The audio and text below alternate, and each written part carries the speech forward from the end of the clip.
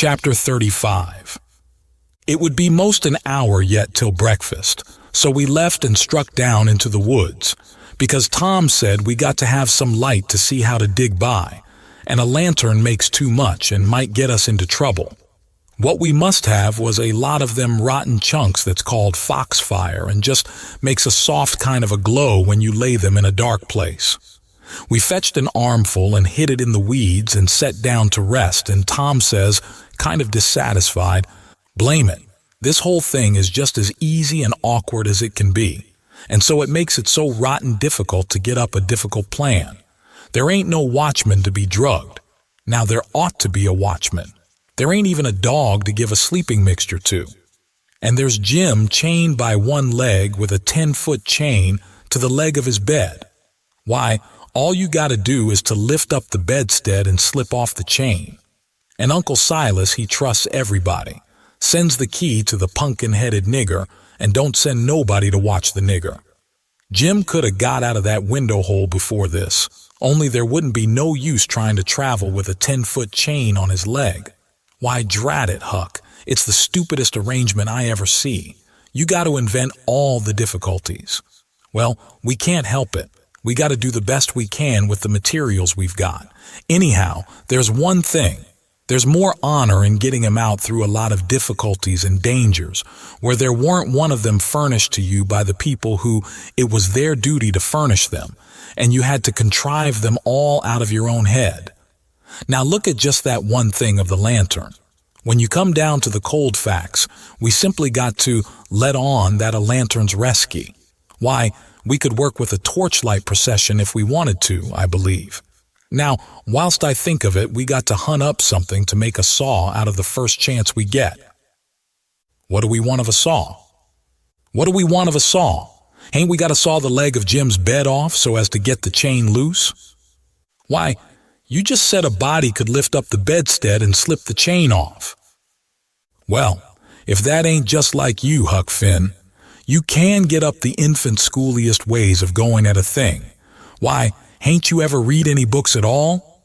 Baron Trenck, nor Casanova, nor Benvenuto Cellini, nor Henri IV, nor none of them heroes. Who ever heard of getting a prisoner loose in such an old-matey way as that? No. The way all the best authorities does is to saw the bed leg in two and leave it just so, and swallow the sawdust so it can't be found, and put some dirt and grease around the sawed place, so the very keenest senescal can't see no sign of its being sawed, and thinks the bed leg is perfectly sound. Then, the night you're ready, fetch the leg a kick, down she goes, slip off your chain, and there you are. Nothing to do but hitch your rope ladder to the battlements, shin down it, break your leg in the moat, because a rope ladder is 19 foot too short, you know. And there's your horses and your trusty vassals, and they scoop you up and fling you across a saddle, and away you go to your native Languedoc or Navarre or wherever it is. It's gaudy, Huck. I wish there was a moat to this cabin. If we get time, the night of the escape, we'll dig one. I says, what do we want of a moat when we're going to snake him out from under the cabin? But he never heard me. He had forgot me and everything else. He had his chin in his hand, thinking. Pretty soon he sighs and shakes his head, then sighs again and says, no, it wouldn't do. There ain't necessity enough for it. For what? I says. Why, to saw Jim's leg off, he says. Good land, I says. Why, there ain't no necessity for it. And what would you want to saw his leg off for anyway? Well, some of the best authorities has done it. They couldn't get the chain off, so they just cut their hand off and shoved, and a leg would be better still. But we gotta let that go. There ain't necessity enough in this case. And besides, Jim's a nigger, and wouldn't understand the reasons for it, and how it's the custom in Europe, so we'll let it go. But there's one thing. He can have a rope ladder. We can tear up our sheets and make him a rope ladder easy enough, and we can send it to him in a pie. It's mostly done that way, and I've at worse pies. Why, Tom Sawyer, how you talk, I says. Jim ain't got no use for a rope ladder. He has got use for it. How you talk, You better say. You don't know nothing about it. He's got to have a rope ladder. They all do. What in the nation can he do with it? Do with it? He can hide it in his bed, can't he? That's what they all do, and he's got to, too. Huck, you don't ever seem to want to do anything that's regular. You want to be starting something fresh all the time. Suppose he don't do nothing with it? Ain't it there in his bed for a clue after he's gone? And don't you reckon they'll want clues? Of course they will. And you wouldn't leave them any? That would be a pretty howdy-do, wouldn't it? I never heard of such a thing. Well, I says, if it's in the regulations and he's got to have it, all right, let him have it. Because I don't wish to go back on no regulations. But there's one thing, Tom Sawyer. If we go to tearing up our sheets to make Jim a rope ladder, we're going to get into trouble with Aunt Sally, just as sure as you're born. Now, the way I look at it, a hickory bark ladder don't cost nothing and don't waste nothing, and is just as good to load up a pie with and hide in a straw tick as any rag ladder you can start. And as for Jim, he ain't had no experience, and so he don't care what kind of a... Oh, shucks, Huck Finn, if I was as ignorant as you, I'd keep still. That's what I'd do.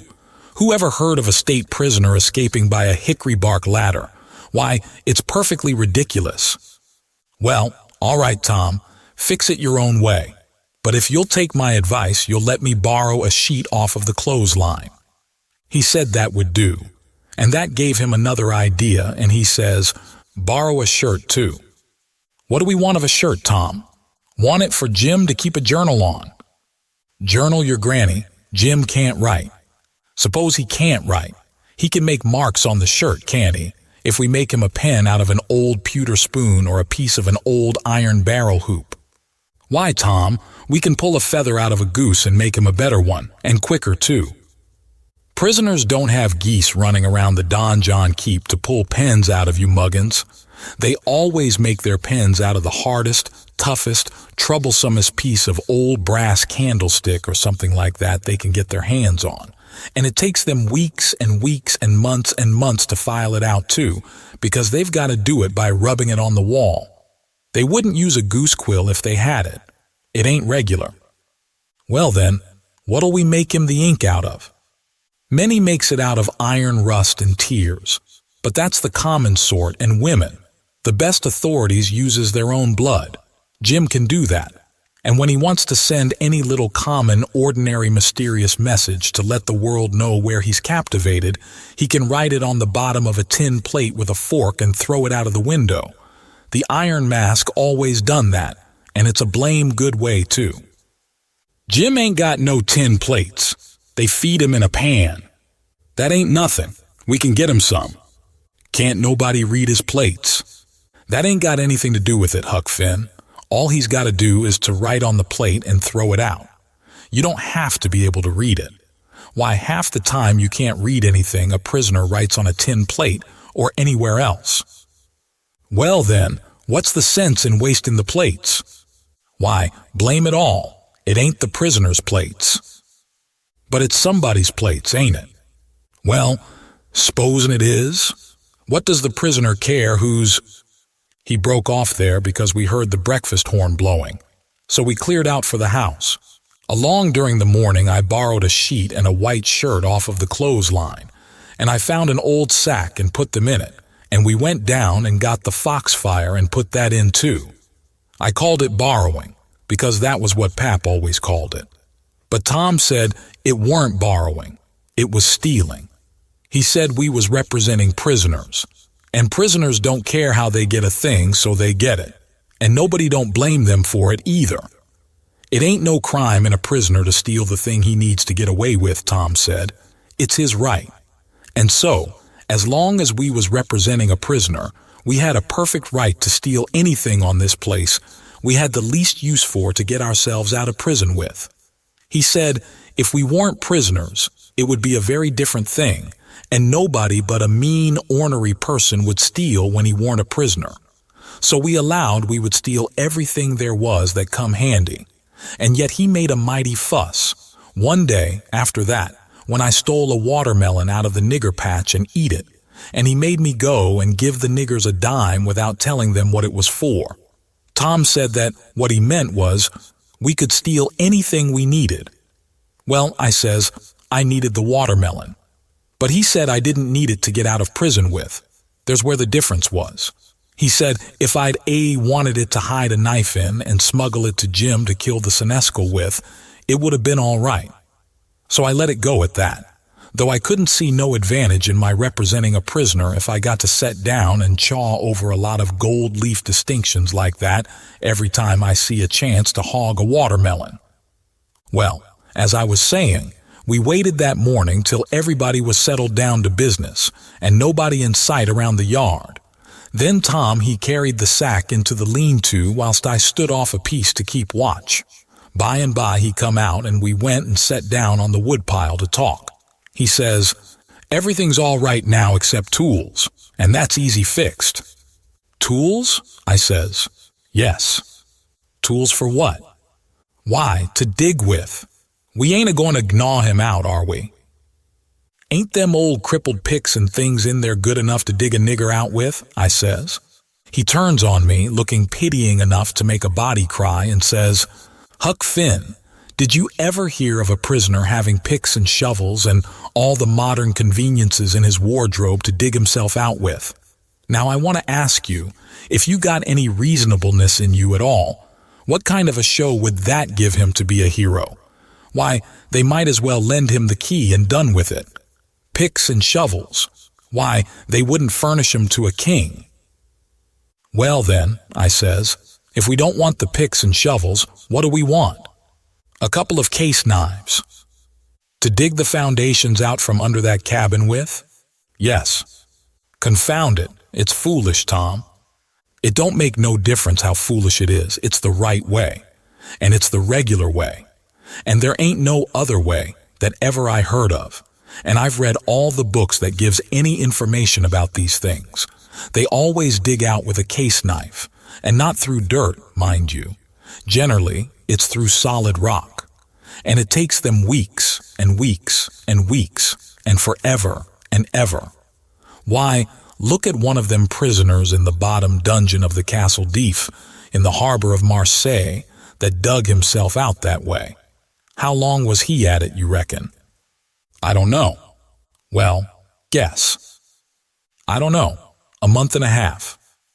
37 year, and he come out in China. That's the kind. I wish the bottom of this fortress was solid rock. Jim don't know nobody in China. What's that got to do with it? Neither did that other fellow. But you're always a wandering off on a side issue. Why can't you stick to the main point? All right, I don't care where he comes out, so he comes out. And Jim don't either, I reckon. But there's one thing anyway. Jim's too old to be dug out with a case knife. He won't last. Yes, he will last too. You don't reckon it's going to take 37 years to dig out through a dirt foundation, do you? How long will it take, Tom? Well, we can't risk being as long as we ought to, because it mayn't take very long for Uncle Silas to hear from down there by New Orleans. He'll hear Jim ain't from there. Then his next move will be to advertise Jim or something like that. So we can't risk being as long digging him out as we ought to. By rights, I reckon we ought to be a couple of years, but we can't. Things being so uncertain, what I recommend is this, that we really dig right in as quick as we can, and after that we can let on to ourselves that we was at it 37 years. Then we can snatch him out and rush him away the first time there's an alarm. Yes, I reckon that'll be the best way. Now, there's sense in that, I says. Letting on don't cost nothing. Letting on ain't no trouble. And if it's any object, I don't mind letting on we was at it 150 year. It wouldn't strain me none after I got my hand in. So I'll mosey along now and smouch a couple of case knives. Smouch 3, he says. We want one to make a saw out of. Tom, if it ain't unregular and irreligious to suggest it, I says, there's an old rusty saw blade around yonder sticking under the weatherboarding behind the smokehouse. He looked kind of weary and discouraged like and says, it ain't no use to try to learn you nothing, Huck. Run along and smouch the knives, 3 of them. So I done it. Chapter 36. As soon as we reckoned everybody was asleep that night, we went down the lightning rod and shut ourselves up in the lean-to and got out our pile of foxfire and went to work. We cleared everything out of the way, about 4 or 5 foot along the middle of the bottom log. Tom said we was right behind Jim's bed now and we'd dig in under it. And when we got through there, couldn't nobody in the cabin ever know there was any hole there, because Jim's counterpin hung down most to the ground, and you'd have to raise it up and look under to see the hole. So we dug and dug with the case knives till most midnight, and then we was dog-tired and our hands was blistered, and yet you couldn't see we'd done anything hardly. At last I says, "This ain't no 37-year job, this is a 38-year job, Tom Sawyer." He never said nothing, but he sighed, and pretty soon he stopped digging, and then for a good little while I knowed that he was thinking. Then he says, "It ain't no use, Huck. It ain't a-going to work. If we was prisoners, it would, because then we'd have as many years as we wanted and no hurry, and we wouldn't get but a few minutes to dig every day while they was changing watches, and so our hands wouldn't get blistered, and we could keep it up right along, year in and year out, and do it right, and the way it ought to be done. But we can't fool along. We gotta rush. We ain't got no time to spare. If we was to put in another night this way, we'd have to knock off for a week to let our hands get well. Couldn't touch a case knife with them sooner." "Well then, what we gonna do, Tom?" "I'll tell you. It ain't right and it ain't moral, and I wouldn't like it to get out, but there ain't only just the one way. We gotta dig 'em out with the picks and let on it's case knives." "Now you're talking," I says. "Your head gets leveler and leveler all the time, Tom Sawyer," I says. "Picks is the thing, moral or no moral. And as for me, I don't care shucks for the morality of it nohow. When I start in to steal a nigger or a watermelon or a Sunday school book, I ain't no ways particular how it's done, so it's done. What I want is my nigger, or what I want is my watermelon, or what I want is my Sunday school book. And if a pick's the handiest thing, that's the thing I'm a-going to dig that nigger or that watermelon or that Sunday school book out with, and I don't give a dead rat what the authorities thinks about it nother." "Well," he says, "there's excuse for picks and letting on in a case like this. If it weren't so, I wouldn't approve of it, nor I wouldn't stand by and see the rules broke, because right is right, and wrong is wrong, and a body ain't got no business doing wrong when he ain't ignorant and knows better.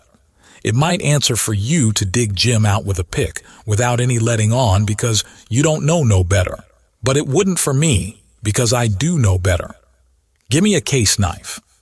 He had his own by him, but I handed him mine. He flung it down and says, "Give me a case knife." I didn't know just what to do, but then I thought. I scratched around amongst the old tools and got a pickaxe and give it to him, and he took it and went to work and never said a word. He was always just that particular, full of principle. So then I got a shovel, and then we picked and shoveled, turnabout, and made the fur fly. We stuck to it about a half an hour, which was as long as we could stand up, but we had a good deal of a hole to show for it. When I got upstairs, I looked out at the window and see Tom doing his level best with the lightning rod, but he couldn't come it. His hands was so sore. At last he says, "It ain't no use. It can't be done. What you reckon I better do? Can't you think of no way?" "Yes," I says, "but I reckon it ain't regular. Come up the stairs and let on it's a lightning rod." So he done it. Next day, Tom stole a pewter spoon and a brass candlestick in the house for to make some pens for Jim out of and 6 tallow candles. And I hung around the nigger cabins and laid for a chance and stole 3 tin plates. Tom says it wasn't enough, but I said nobody wouldn't ever see the plates that Jim throwed out because they'd fall in the dog fennel and Jimson weeds under the window hole. Then we could tote them back and he could use them over again. So Tom was satisfied. Then he says, "Now the thing to study out is how to get the things to Jim. Take them in through the hole," I says, "when we get it done." He only just looked scornful and said something about nobody ever heard of such an idiotic idea, and then he went to studying. By and by he said he had ciphered out 2 or 3 ways, but there weren't no need to decide on any of them yet. Said we'd gotta post Jim first. That night we went down the lightning rod a little after 10 and took one of the candles along and listened under the window hole and heard Jim snoring. So we pitched it in, and it didn't wake him. Then we whirled in with the pick and shovel, and in about 2 hours and a half the job was done. We crept in under Jim's bed and into the cabin and pawed around and found the candle and lit it and stood over Jim a while and found him looking hearty and healthy. And then we woke him up gentle and gradual. He was so glad to see us he most cried and called us honey and all the pet names he could think of, and was for having us hunt up a cold chisel to cut the chain off of his leg with right away and clearing out without losing any time.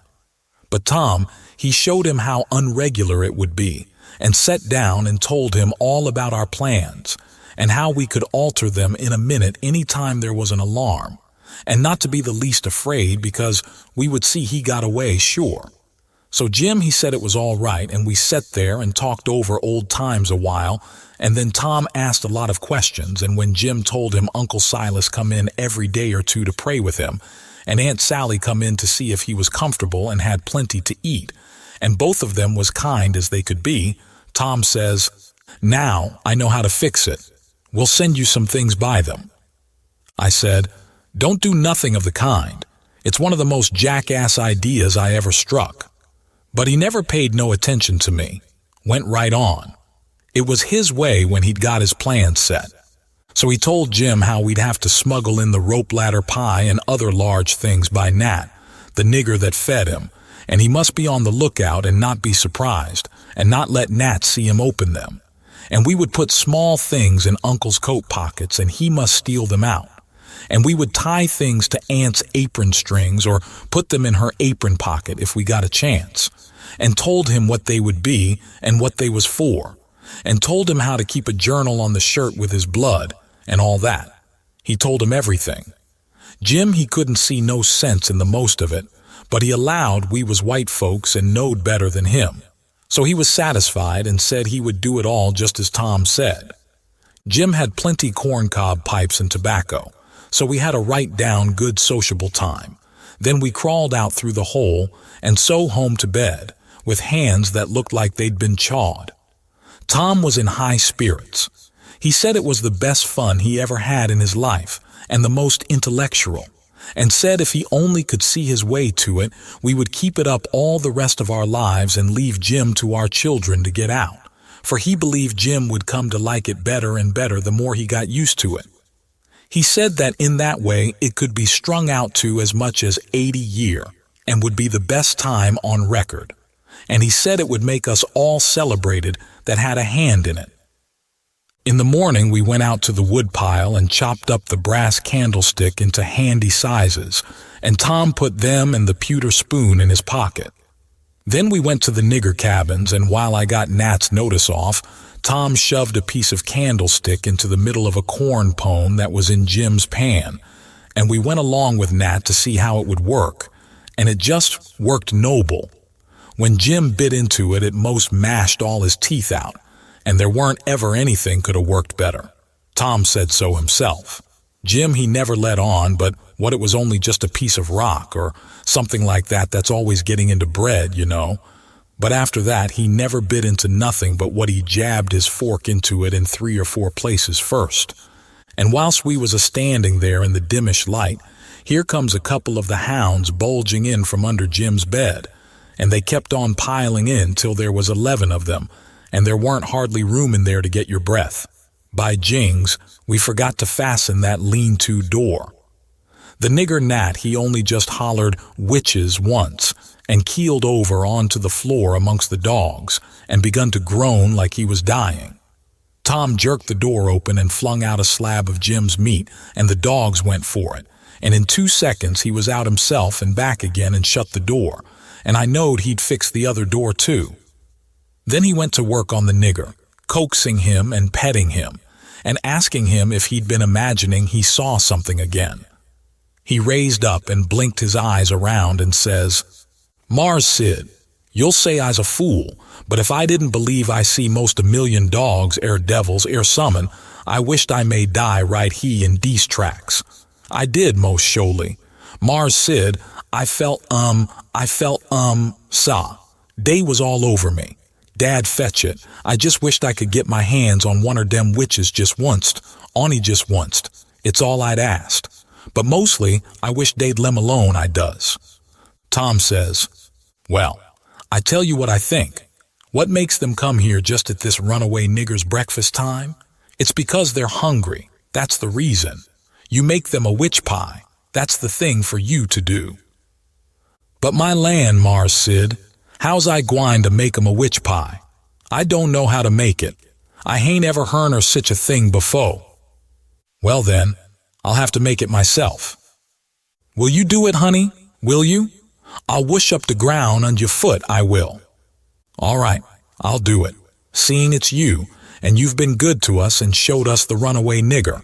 But you gotta be mighty careful. When we come around, you turn your back, and then whatever we've put in the pan, don't you let on you see it at all. And don't you look when Jim unloads the pan. Something might happen, I don't know what. And above all, don't you handle the witch things. Handle 'em, Mars Sid? What is you a-talking about? I wouldn't lay the weight or my finger on not for $10,000 billion I wouldn't. Chapter 37.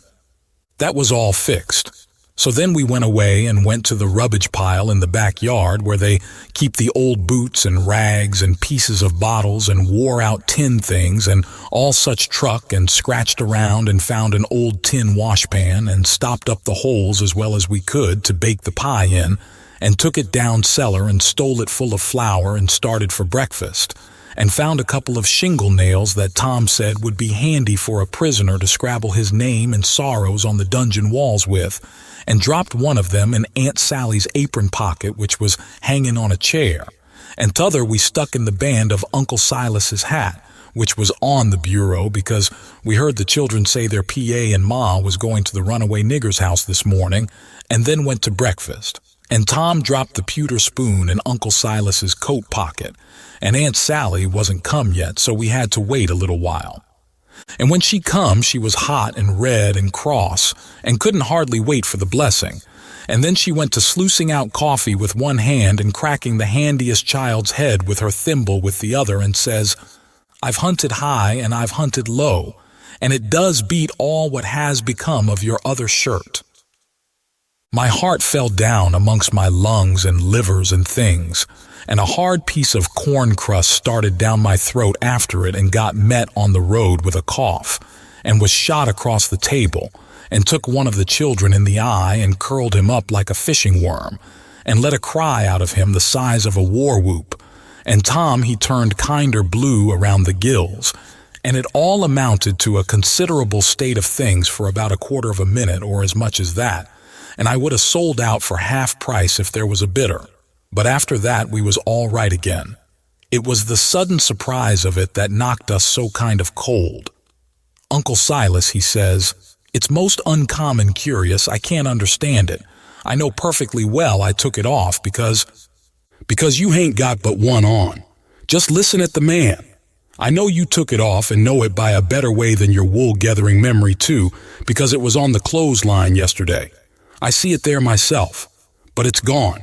That's the long and the short of it, and you'll just have to change to a red flannel one till I can get time to make a new one. And it'll be the third I've made in 2 years. It just keeps a body on the jump to keep you in shirts. And whatever you do manage to do with 'em all is more'n I can make out. A body'd think you would learn to take some sort of care of 'em at your time of life. I know it, Sally, and I do try all I can. But it oughtn't to be altogether my fault because, I don't see them nor have nothing to do with them except when they're on me, and I don't believe I've ever lost one of them off of me. Well, it ain't your fault if you haven't, Silas. You'd have done it if you could, I reckon. And the shirt ain't all that's gone, nuther. There's a spoon gone, and that ain't all. There was 10, and now there's only 9. The calf got the shirt, I reckon, but the calf never took the spoon. That's certain. Why? What else is gone, Sally? There's 6 candles gone. That's what.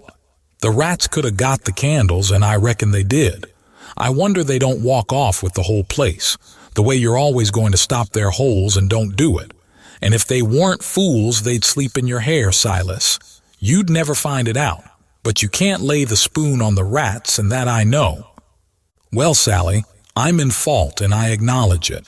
I've been remiss, but I won't let tomorrow go by without stopping up them holes.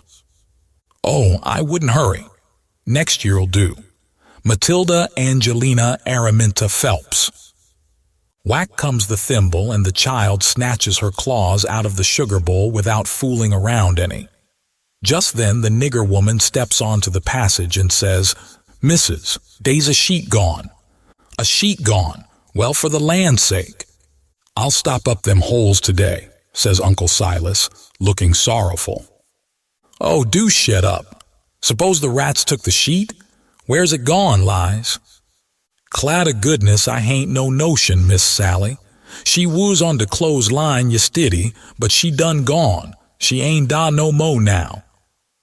I reckon the world is coming to an end. I never see the beat of it in all my born days.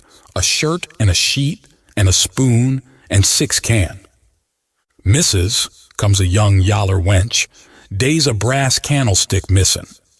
"Clear out from here, you hussy, or I'll take a skillet to you." Well, she was just a-biling. I begun to lay for a chance. I reckoned I would sneak out and go for the woods till the weather moderated. She kept a-raging right along, running her insurrection all by herself and everybody else mighty meek and quiet. And at last Uncle Silas, looking kind of foolish, fishes up that spoon out of his pocket. She stopped with her mouth open and her hands up. And as for me, I wished I was in Jerusalem or somewheres. But not long, because she says, "It's just as I expected. So you had it in your pocket all the time. And like as not, you've got the other things there too. How'd it get there?" "I really don't know, Sally," he says, kind of apologizing, "or you know I would tell. I was studying over my text in Acts 17 before breakfast, and I reckon I put it in there, not noticing, meaning to put my testament in, and it must be so because my testament ain't in. But I'll go and see. And if the testament is where I had it, I'll know I didn't put it in, and that will show that I laid the testament down and took up the spoon and, oh, for the land's sake, give a body a rest. Go long now, the whole kit and biling of ye, and don't come nigh me again till I've got back my peace of mind." I'd 'a heard her if she'd said it to herself, let alone speaking it out, and I'd 'a got up and obeyed her if I'd been dead. As we was passing through the setting room, the old man, he took up his hat, and the shingle nail fell out on the floor, and he just merely picked it up and laid it on the mantel shelf and never said nothing, and went out. Tom see him do it, and remembered about the spoon, and says, "Well, it ain't no use to send things by him no more. He ain't reliable." Then he says, "But he done us a good turn with the spoon anyway, without knowing it, and so we'll go and do him one without him knowing it. Stop up his rat holes." There was a noble good lot of them down cellar, and it took us a whole hour, but we done the job tight and good and shipshape. Then we heard steps on the stairs and blowed out our light and hid, and here comes the old man with a candle in one hand and a bundle of stuff in other, looking as absent-minded as year before last.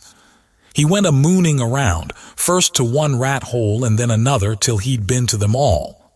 Then he stood about 5 minutes, picking tallow drip off of his candle and thinking. Then he turns off slow and dreamy towards the stairs, saying, "Well, for the life of me, I can't remember when I done it. I could show her now that I weren't to blame on account of the rats. But never mind. Let it go. I reckon it wouldn't do no good." And so he went on mumbling upstairs, and then we left. He was a mighty nice old man, and always is. Tom was a good deal bothered about what to do for a spoon, but he said we'd got to have it, so he took a think. When he had ciphered it out, he told me how we was to do. Then we went and waited around the spoon basket till we see Aunt Sally coming, and then Tom went to counting the spoons and laying them out to one side, and I slid one of them up my sleeve, and Tom says, "Why, Aunt Sally, there ain't but 9 spoons yet." She says, "Go along to your play and don't bother me. I know better. I counted them myself." "Well, I've counted them twice, Auntie, and I can't make but 9. She looked out of all patience, but of course she come to count. Anybody would. "I declare to gracious there ain't but 9, she says. "Why, what in the world? Plague take the things, I'll count 'em again." So I slipped back the one I had, and when she got done counting, she says, "Hang the troublesome rubbage, there's 10 now." And she looked huffy and bothered both. But Tom says, "Why, Auntie, I don't think there's 10. "You numbskull, didn't you see me countin'?" "I know, but, well, I'll count 'em again." So I smouched one, and they come out 9, same as the other time. Well, she was in a tearing way, just a trembling all over, she was so mad. But she counted and counted till she got that addled she'd start to count in the basket for a spoon sometimes. And so 3 times they come out right, and 3 times they come out wrong. Then she grabbed up the basket and slammed it across the house and knocked the cat galley west. And she said clear out and let her have some peace. And if we come bothering around her again betwixt that and dinner, she'd skin us. So we had the odd spoon and dropped it in her apron pocket while she was giving us our sailing orders, and Jim got it all right, along with her shingle nail before noon. We was very well satisfied with this business, and Tom allowed it was worth twice the trouble it took, because he said now she couldn't ever count them spoons twice alike again to save her life, and wouldn't believe she'd counted them right if she did, and said that after she'd about counted her head off for the next 3 days, he judged she'd give it up and offer to kill anybody that wanted her to ever count them anymore. So we put the sheet back on the line that night and stole one out of her closet and kept on putting it back and stealing it again for a couple of days till she didn't know how many sheets she had anymore, and she didn't care, and weren't going to bully rag the rest of her soul out about it, and wouldn't count them again, not to save her life. She'd druther die first. So we was all right now as to the shirt and the sheet and the spoon and the candles, by the help of the calf and the rats and the mixed-up counting. And as to the candlestick, it weren't no consequence. It would blow over by and by. But that pie was a job.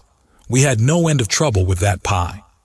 We fixed it up away down in the woods and cooked it there, and we got it done at last, and very satisfactory too, but not all in one day, and we had to use up 3 washpans full of flour before we got through, and we got burnt pretty much all over in places, and eyes put out with the smoke. Because, you see, we didn't want nothing but a crust, and we couldn't prop it up right, and she would always cave in. But of course, we thought of the right way at last, which was to cook the latter too, in the pie. So then we laid in with Jim the second night, and tore up the sheet all in little strings and twisted them together, and long before daylight we had a lovely rope that you could have hung a person with. We let on it took 9 months to make it, and in the forenoon we took it down to the woods, but it wouldn't go into the pie. Being made of a whole sheet that way, there was rope enough for 40 pies if we'd only wanted them, and plenty left over for soup, or sausage, or anything you choose. We could have had a whole dinner, but we didn't need it. All we needed was just enough for the pie, and so we throwed the rest away. We didn't cook none of the pies in the washpan, afraid the solder would melt, but Uncle Silas he had a noble brass warming pan which he thought considerable of, because it belonged to one of his ancestors with a long wooden handle that come over from England with William the Conqueror in the Mayflower, or one of them early ships, and was hid away up garret with a lot of other old pots and things that was valuable, not on account of being any account because they weren't, but on account of them being relics, you know, and we snaked her out, private, and took her down there. But she failed on the first pies because we didn't know how, but she come up smiling on the last one. We took and lined her with dough and set her in the coals and loaded her up with rag rope and put on a dough roof and shut down the lid and put hot embers on top and stood off 5 foot with the long handle, cool and comfortable, and in 15 minutes she turned out a pie that was a satisfaction to look at. But the person that it would want to fetch a couple of kegs of toothpicks along, for if that rope ladder wouldn't cramp him down to business, I don't know nothing what I'm talking about, and lay him in enough stomach ache to last him till next time too. Nat didn't look when we put the witch pie in Jim's pan, and we put the 3 tin plates in the bottom of the pan under the victuals. And so Jim got everything all right, and as soon as he was by himself, he busted into the pie and hid the rope ladder inside of his straw tick, and scratched some marks on a tin plate and throwed it out of the window hole. Chapter 38. Making them pens was a distressed tough job, and so was the saw. And Jim allowed the inscription was going to be the toughest of all. That's the one which the prisoner has to scrabble on the wall. But he had to have it. Tom said he'd got to. There weren't no case of a state prisoner not scrabbling his inscription to leave behind and his coat of arms. Look at Lady Jane Grey, he says. Look at Guilford Dudley. Look at old Northumberland. Why, Huck, suppose it is considerable trouble. What you going to do? How you going to get around it? Jim's got to do his inscription and coat of arms. They all do. Jim says, why, Mars Tom, I hain't got no coat of arm. I hain't got nothing but dish your old shirt. On your nose, I got to keep the journal on dat. Oh, you don't understand, Jim. A coat of arms is very different. Well, I says, Jim's right anyway, when he says he ain't got no coat of arms because he hain't. I reckon I knowed that, Tom says, but you bet he'll have one before he goes out of this, because he's going out right, and there ain't going to be no flaws in his record. So whilst me and Jim filed away at the pens on a brickbat apiece, Jim making his'n out of the brass and I making mine out of the spoon, Tom set to work to think out the coat of arms. By and by he said he'd struck so many good ones he didn't hardly know which to take, but there was one which he reckoned he'd decide on. He says, on the scutcheon we'll have a bend or in the dexter base, a saltire Murray in the fess, with a dog, couchant for common charge, and under his foot a chain embattled for slavery, with a chevron vert in a chief engrailed, and 3 invected lines on a field azure, with the nombril points rampant on a dancette indented, crest, a runaway nigger, sable, with his bundle over his shoulder on a bar sinister, and a couple of ghouls for supporters, which is you and me. Motto, Maggiore Fretta, Minor Auto. Got it out of a book, means the more haste the less speed. Gewillikins, I says, but what does the rest of it mean? We ain't got no time to bother over that, he says. We got to dig in like all get out. Well, anyway, I says, what's some of it? What's a fess? A fess is, you don't need to know what a fess is. I'll show him how to make it when he gets to it. Shucks, Tom, I says, I think you might tell a person. What's a bar sinister? Oh, I don't know, but he's got to have it. All the nobility does. That was just his way. If it didn't suit him to explain a thing to you, he wouldn't do it. You might pump at him a week. It wouldn't make no difference. He'd got all that coat of arms business fixed. So now he started in to finish up the rest of that part of the work, which was to plan out a mournful inscription. Said Jim got to have one, like they all done. He made up a lot and wrote them out on a paper and read them off. So, 1. Here a captive heart busted. 2. Here a poor prisoner, forsook by the world and friends, fretted his sorrowful life. 3. Here a lonely heart broke, and a worn spirit went to its rest after 37 years of solitary captivity. 4. Here, homeless and friendless, after 37 years of bitter captivity, perished a noble stranger, natural son of Louis XIV. Tom's voice trembled whilst he was reading them, and he most broke down. When he got done, he couldn't no way make up his mind which one for Jim to scrabble onto the wall. They was all so good. But at last he allowed he would let him scrabble them all on. Jim said it would take him a year to scrabble such a lot of truck onto the logs with a nail, and he didn't know how to make letters besides. But Tom said he would block them out for him, and then he wouldn't have nothing to do but just follow the lines. Then pretty soon he says, "Come to think, the logs ain't a gonna do. They don't have log walls in a dungeon. We gotta dig the inscriptions into a rock. We'll fetch a rock." Jim said the rock was worse than the logs. He said it would take him such a peasin' long time to dig them into a rock he wouldn't ever get out. But Tom said he would let me help him do it. Then he took a look to see how me and Jim was getting along with the pens. It was most pesky, tedious, hard work and slow, and didn't give my hands no show to get well of the sores, and we didn't seem to make no headway hardly. So Tom says, "I know how to fix it. We gotta have a rock for the coat of arms and mournful inscriptions, and we can kill 2 birds with that same rock. There's a gaudy big grindstone down at the mill, and we'll smouch it and carve the things on it, and file out the pens and the saw on it too." It weren't no slouch of an idea, and it weren't no slouch of a grindstone nother, but we allowed we'd tackle it. It weren't quite midnight yet, so we cleared out for the mill, leaving Jim at work. We smouched the grindstone and set out to roll her home, but it was a most nation-tough job. Sometimes, do what we couldn't keep her from falling over, and she'd come mighty near mashing us every time. Tom said she was going to get one of us sure before we got through. We got her halfway, and then we was plumb played out and most drowned with sweat. We see it weren't no use. We got to go and fetch Jim. So he raised up his bed and slid the chain off of the bed leg and wrapped it round and round his neck, and we crawled out through our hole and down there, and Jim and me laid into that grindstone and walked her along like nothing, and Tom superintended. He could out-superintend any boy I ever see. He knowed how to do everything. Our hole was pretty big, but it weren't big enough to get the grindstone through.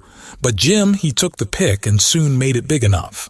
Then Tom marked out them things on it with the nail and set Jim to work on them, with the nail for a chisel and an iron bolt from the rubbish in the lean-to for a hammer, and told him to work till the rest of his candle quit on him, and then he could go to bed and hide the grindstone under his straw tick and sleep on it.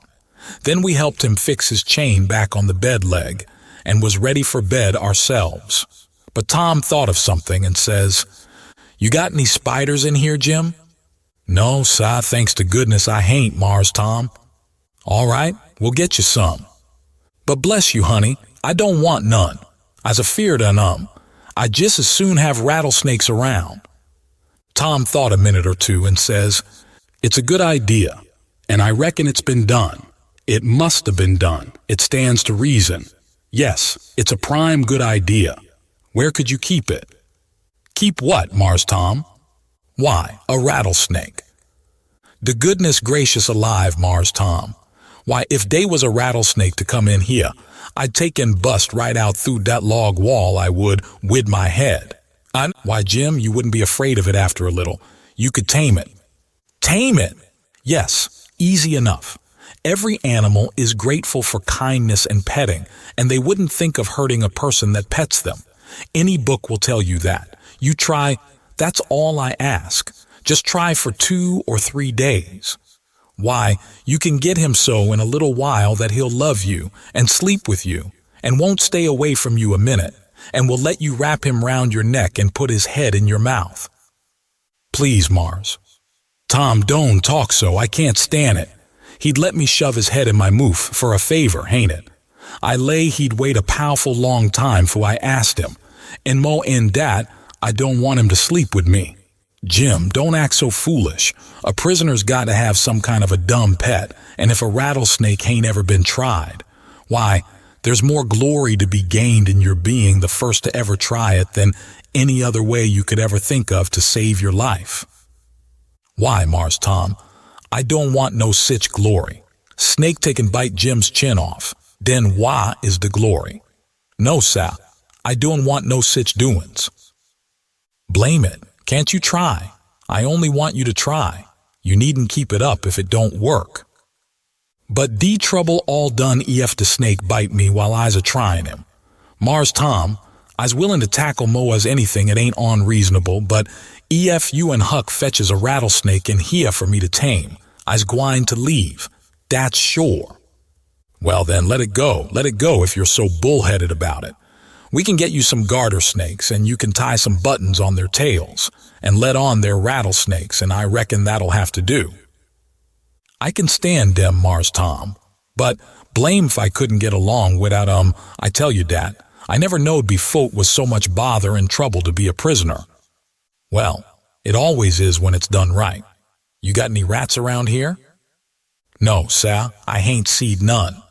Well, we'll get you some rats. Why, Mars Tom, I don't want no rats. Days the dad blamed his creatures disturb a body, on rustle round over him, and bite his feet when he's trying to sleep I ever see. No, sah, gimme garter snakes if I's gotta have 'em, but don't gimme no rats. I hain't got no use for 'em, scasely. But Jim, you gotta have 'em. They all do.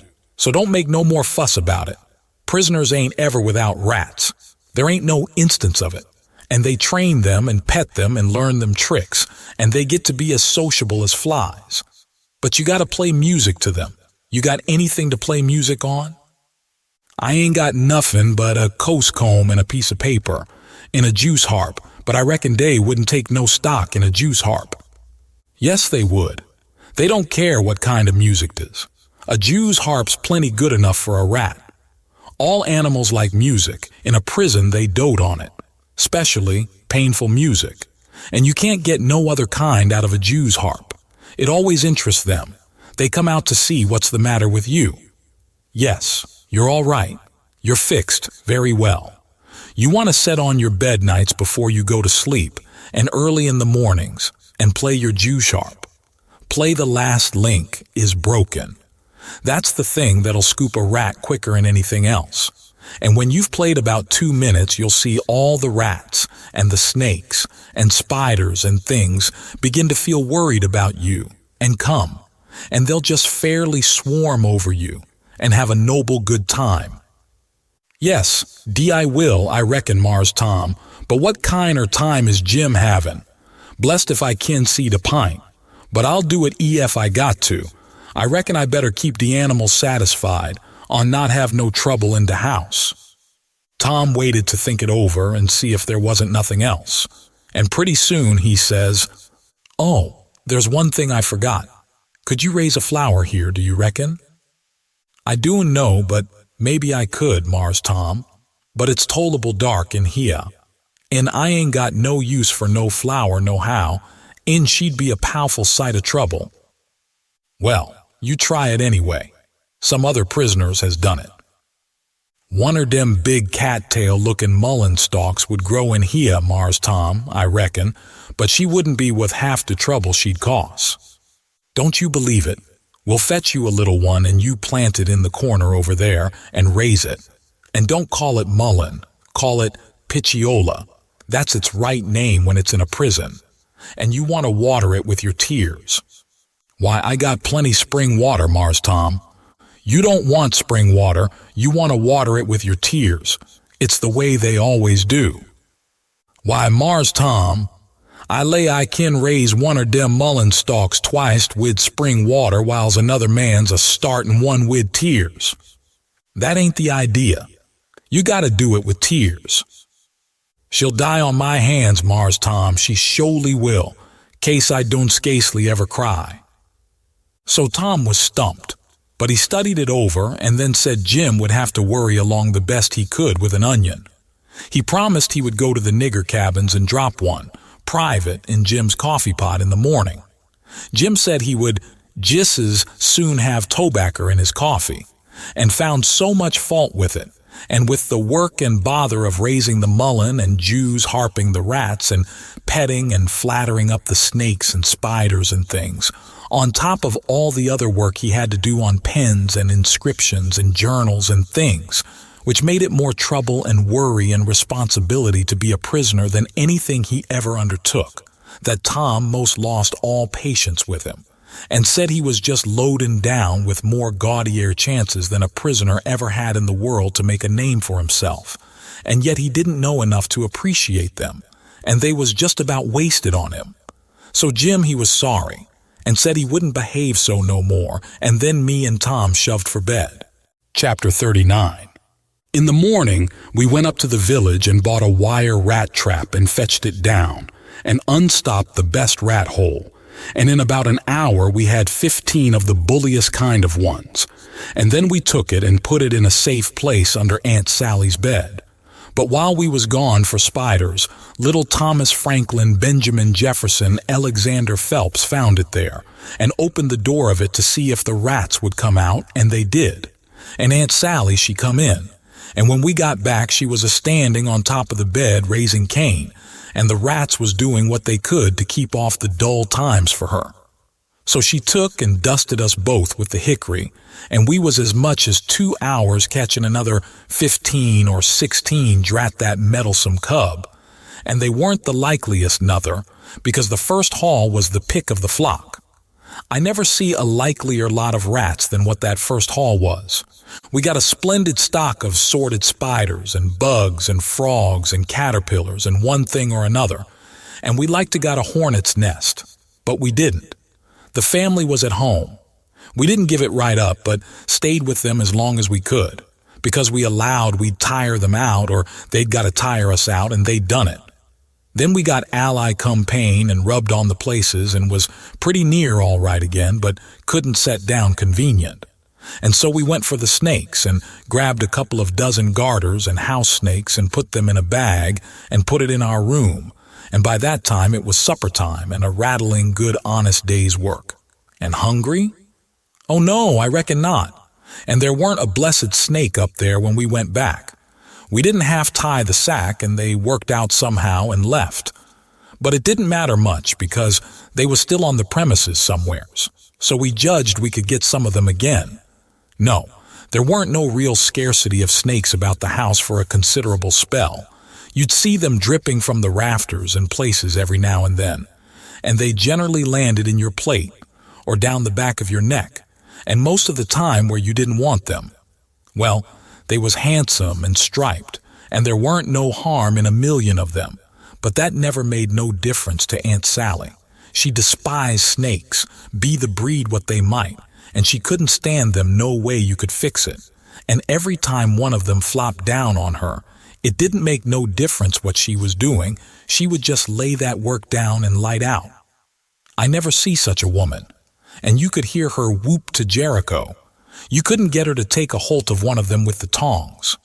And if she turned over and found one in bed, she would scramble out and lift a howl that you would think the house was afire. She disturbed the old man so that he said he could most wish there hadn't ever been no snakes created. Why, after every last snake had been gone clear out of the house for as much as a week, Aunt Sally weren't over it yet. She weren't near over it. When she was setting thinking about something, you could touch her on the back of her neck with a feather, and she would jump right out of her stockings. It was very curious, but Tom said all women was just so. He said they was made that way for some reason or other. We got a licking every time one of our snakes come in her way, and she allowed these lickings weren't nothing to what she would do if we ever loaded up the place again with them. I didn't mind the lickings because they didn't amount to nothing, but I minded the trouble we had to lay in another lot. But we got them laid in, and all the other things, and you never see a cabin as blithesome as Jim's was when they'd all swarm out for music and go for him. Jim didn't like the spiders, and the spiders didn't like Jim, and so they'd lay for him and make it mighty warm for him. And he said that between the rats and the snakes and the grindstone there weren't no room in bed for him, scacely. And when there was, a body couldn't sleep. It was so lively, and it was always lively, he said, because they never all slept at one time, but took turn about. So when the snakes was asleep, the rats was on deck, and when the rats turned in, the snakes come on watch. So he always had one gang under him in his way, and t'other gang having a circus over him. And if he got up to hunt a new place, the spiders would take a chance at him as he crossed over. He said if he ever got out this time, he wouldn't ever be a prisoner again, not for a salary. Well, by the end of 3 weeks, everything was in pretty good shape. The shirt was sent in early in a pie, And every time a rat bit Jim, he would get up and write a little in his journal whilst the ink was fresh. The pens was made, the inscriptions and so on was all carved on the grindstone. The bed leg was sawed in two, and we had it up the sawdust, and it give us a most amazing stomachache. We reckoned we was all going to die, but didn't. It was the most undigestible sawdust I ever see, and Tom said the same. But as I was saying, we'd got all the work done now, at last, and we was all pretty much fagged out too, but mainly Jim. The old man had wrote a couple of times to the plantation below Orleans to come and get their runaway nigger, but hadn't got no answer because there weren't no such plantation. So he allowed he would advertise Jim in the St. Louis and New Orleans papers.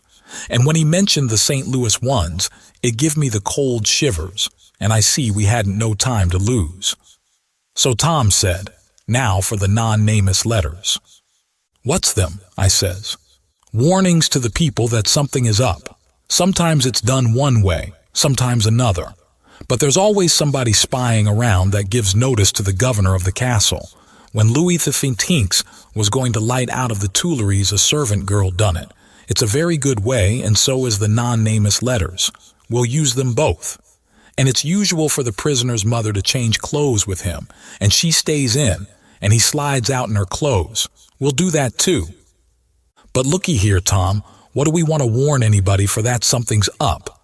Let them find it out for themselves. It's their lookout." "Yes, I know. But you can't depend on them. It's the way they've acted from the very start, left us to do everything.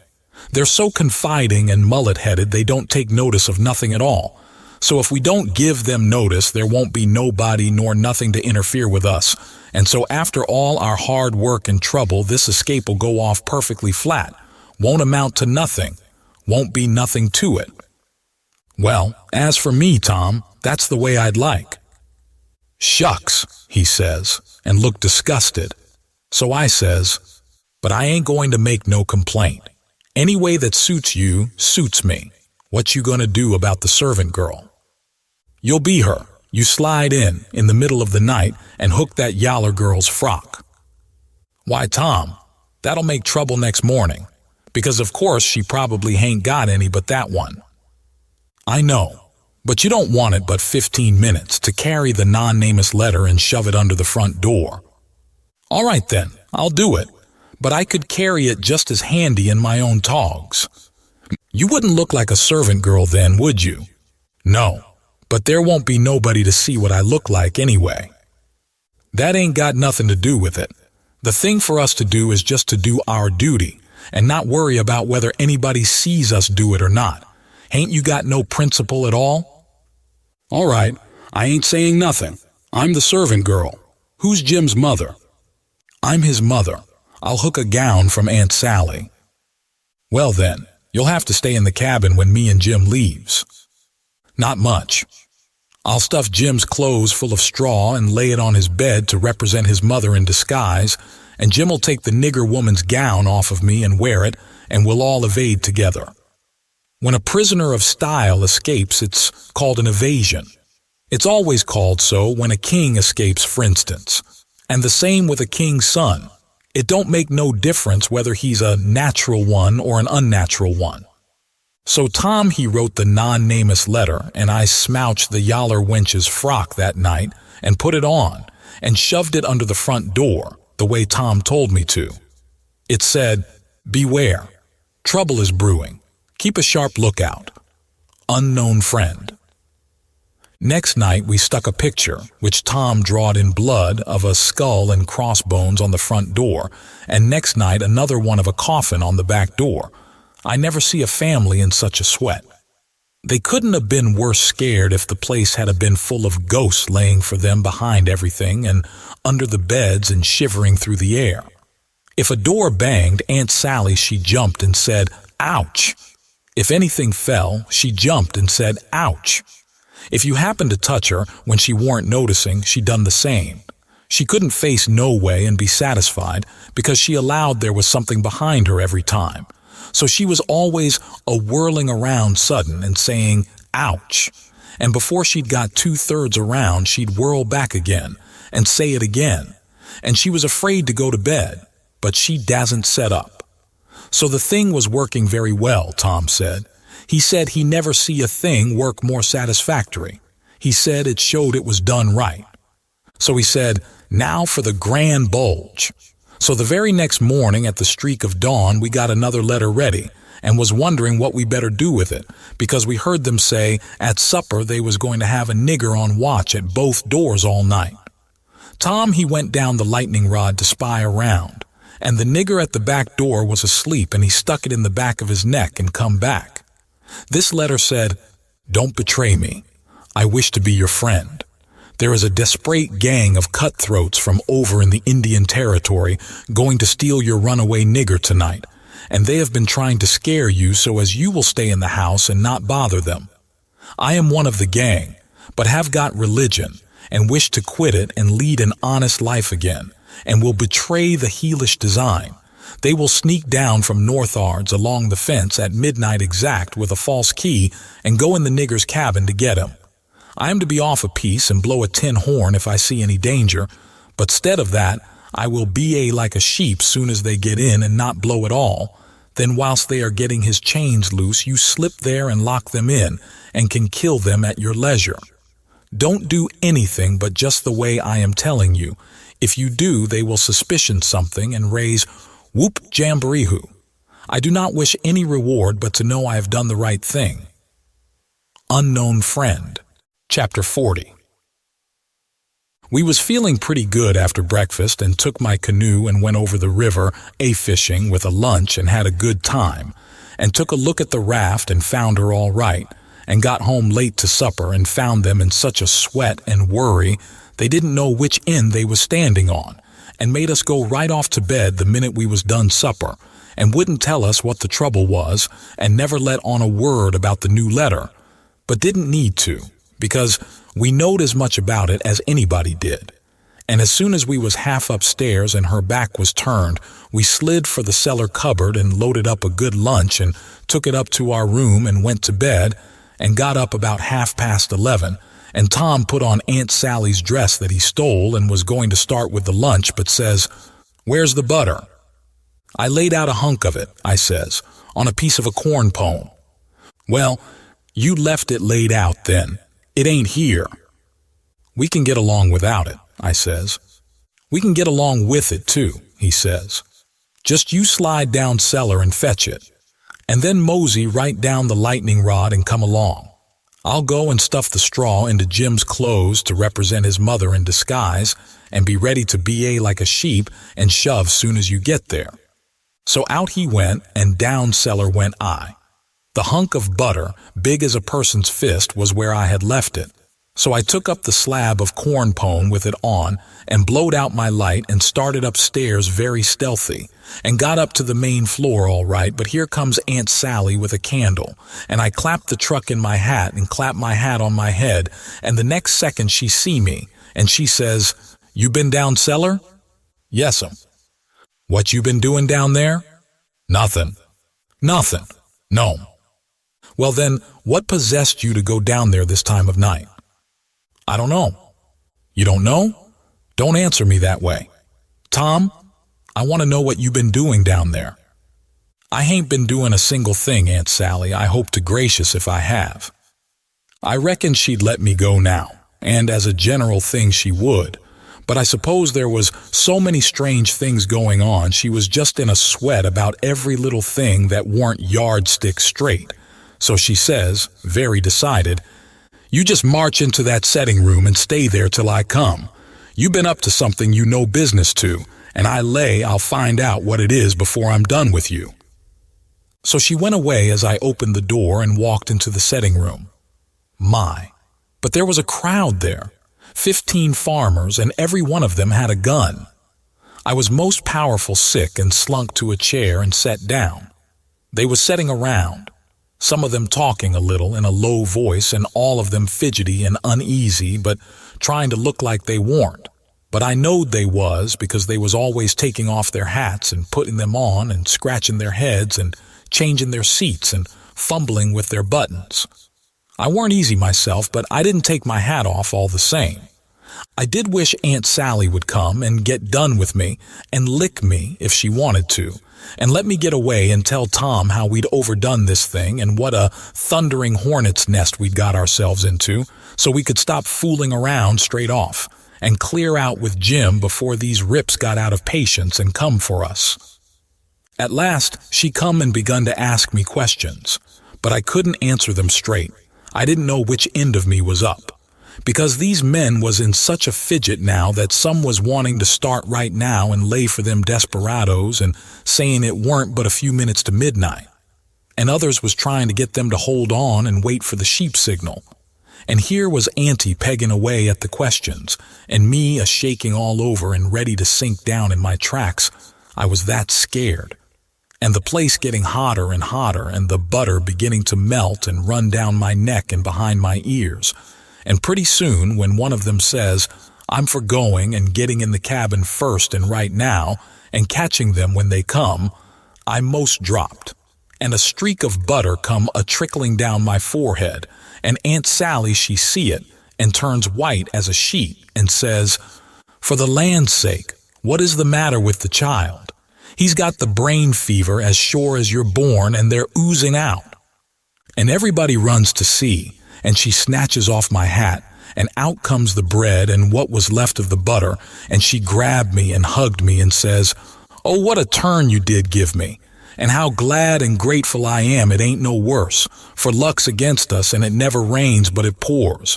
And when I see that truck I thought we'd lost you, for I knowed by the color and all it was, just like your brains would be if, dear, dear, why didn't you tell me that was what you'd been down there for? I wouldn't have cared. Now Claire out to bed, and don't let me see no more of you till morning." I was upstairs in a second, and down the lightning rod in another one, and shinning through the dark for the lean-to. I couldn't hardly get my words out, I was so anxious, but I told Tom as quick as I could we must jump for it now, and not a minute to lose, the house full of men yonder with guns. His eyes just blazed, and he says, "No! Is that so? Ain't it bully? Why, Huck, if it was to do over again, I bet I could fetch 200, if we could put it off till—" "Hurry, hurry," I says. "Where's Jim?" "Right at your elbow. If you reach out your arm, you can touch him. He's dressed, and everything's ready. Now we'll slide out and give the sheep signal." But then we heard the tramp of men coming to the door, and heard them begin to fumble with the padlock, and heard a man say, "I told you we'd be too soon. They haven't come. The door is locked. Here, I'll lock some of you into the cabin, and you lay for 'em in the dark and kill 'em when they come. And the rest scatter around a piece and listen if you can hear 'em coming." So in they come, but couldn't see us in the dark, and most trod on us whilst we was hustling to get under the bed. But we got under all right and out through the hole, swift but soft, Jim first, me next, and Tom last, which was according to Tom's orders. Now we was in the lean-to and heard trampings close by outside, so we crept to the door, and Tom stopped us there and put his eye to the crack, but couldn't make out nothing. It was so dark, and whispered and said he would listen for the steps to get further, and when he nudged us Jim must glide out first, and him last. So he set his ear to the crack and listened, and listened, and listened, and the steps scraping around out there all the time. And at last he nudged us, and we slid out and stooped down, not breathing, and not making the least noise, and slipped stealthy towards the fence in engine file, and got to it all right, and me and Jim over it. But Tom's britches catched fast on a splinter on the top rail, and then he hear the steps coming, so he had to pull loose, which snapped the splinter and made a noise. And as he dropped in our tracks and started, somebody sings out, "Who's that? Answer, or I'll shoot." But we didn't answer. We just unfurled our heels and shoved. Then there was a rush and a bang, bang, bang, and the bullets fairly whizzed around us. We heard them sing out, "Here they are! They've broke for the river! After 'em, boys, and turn loose the dogs!"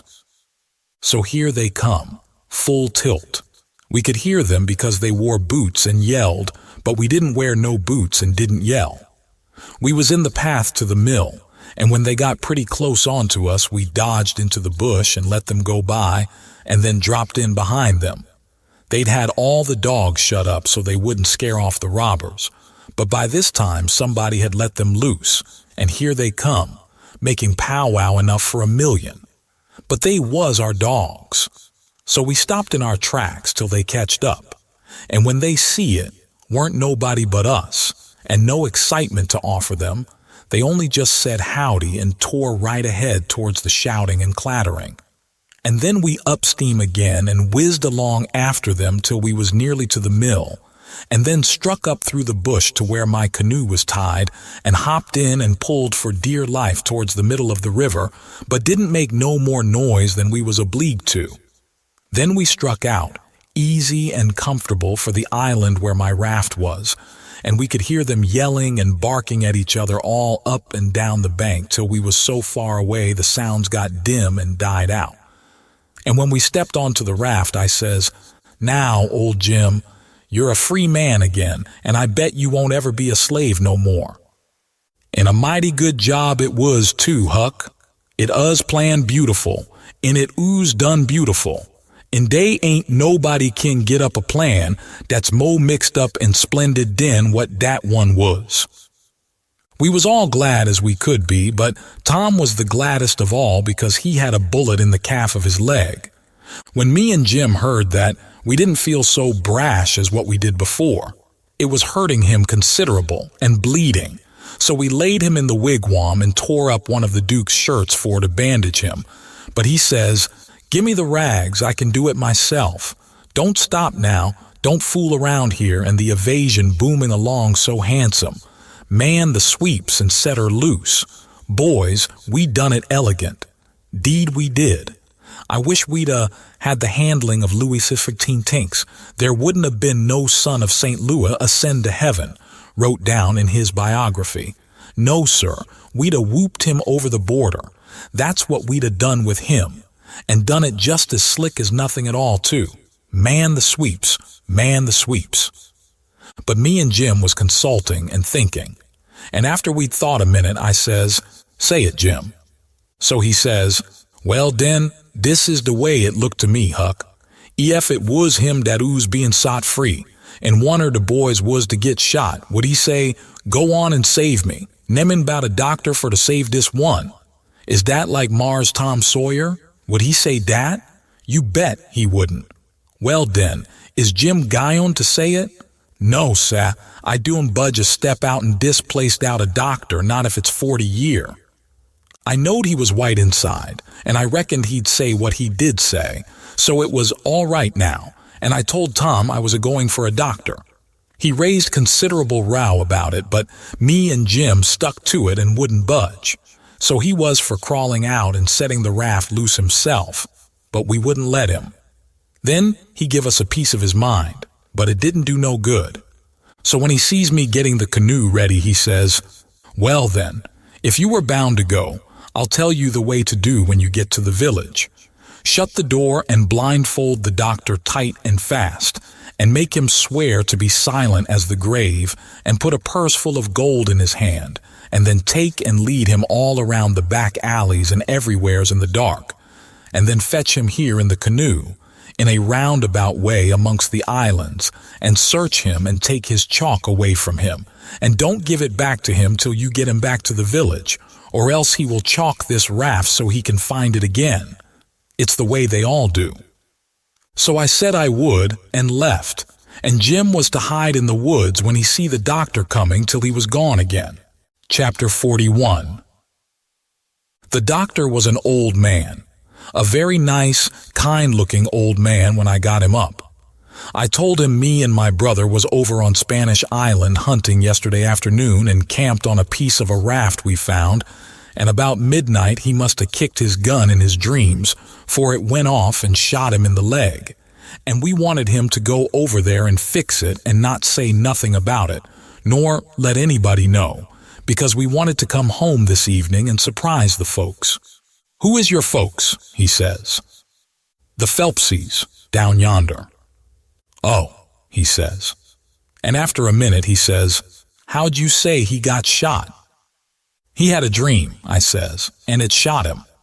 Singular dream, he says. So he lit up his lantern and got his saddlebags and we started.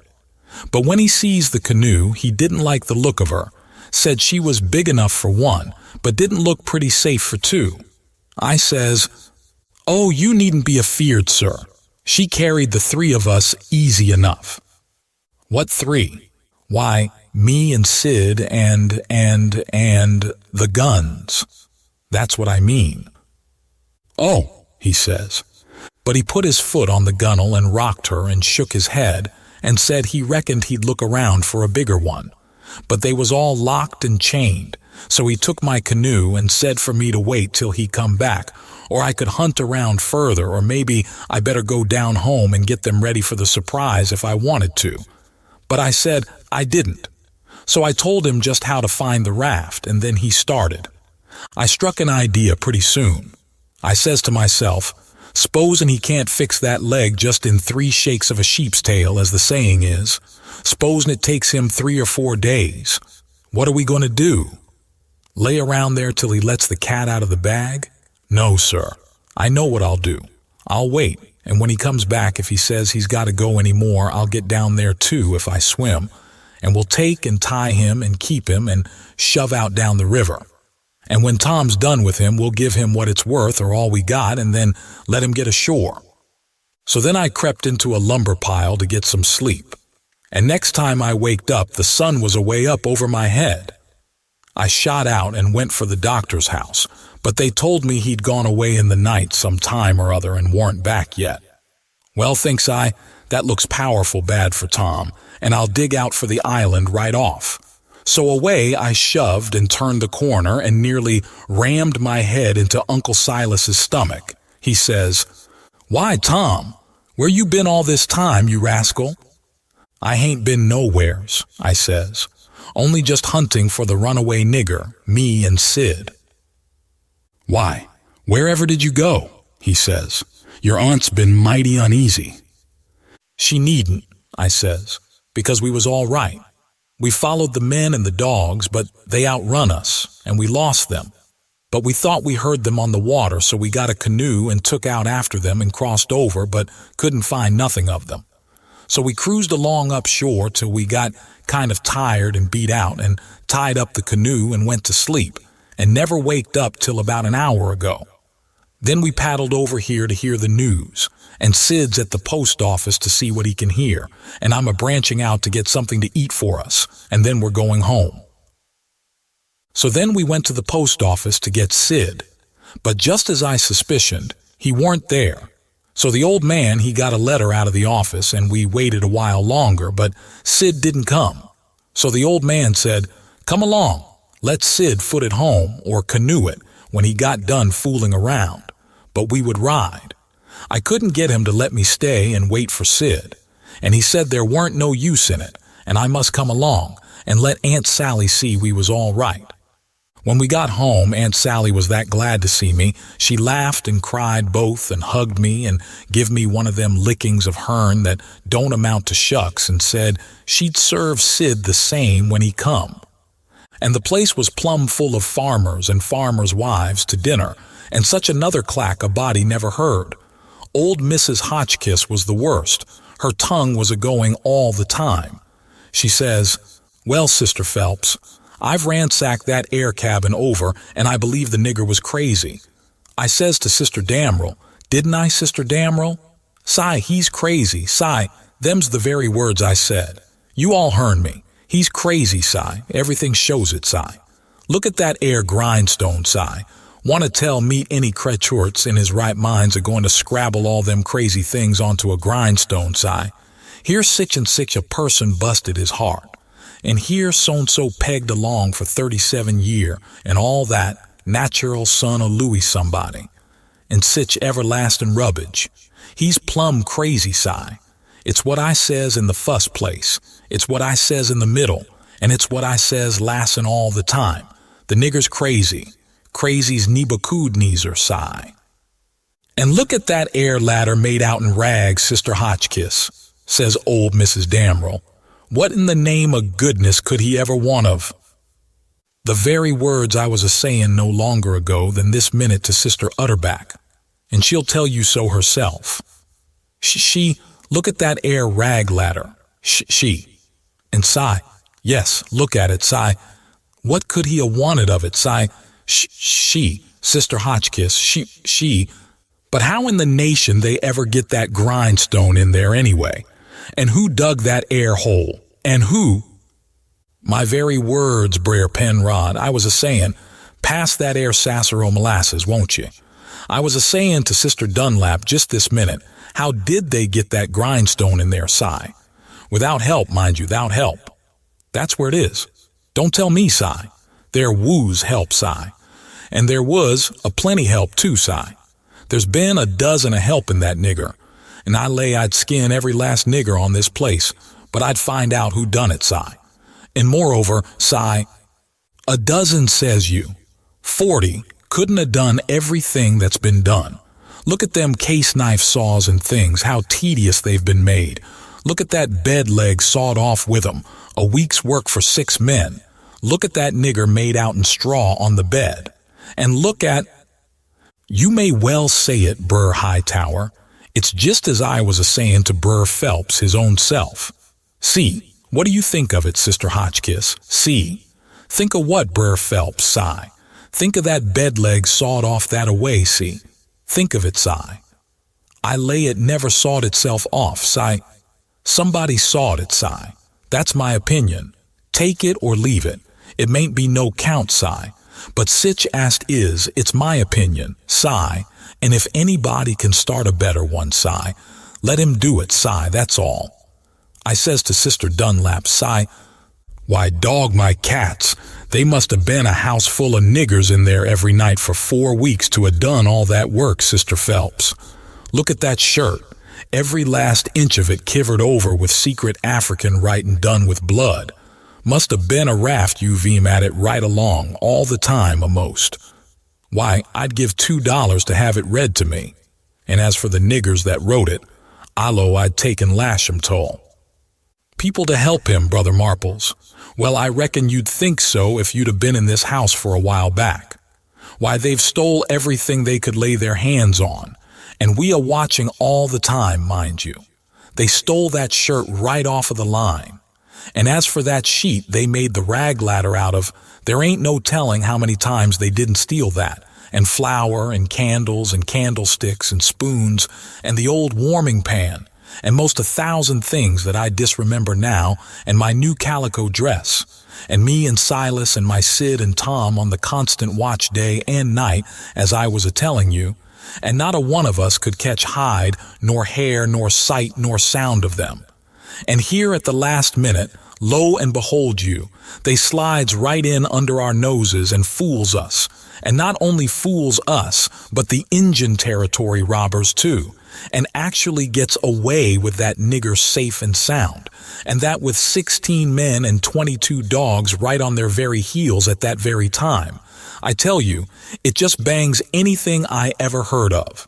Why, sperrits couldn't a done better and been no smarter, and I reckon they must have been sperrits, because you know our dogs and there ain't no better. Well, them dogs never even got on the track of 'em once.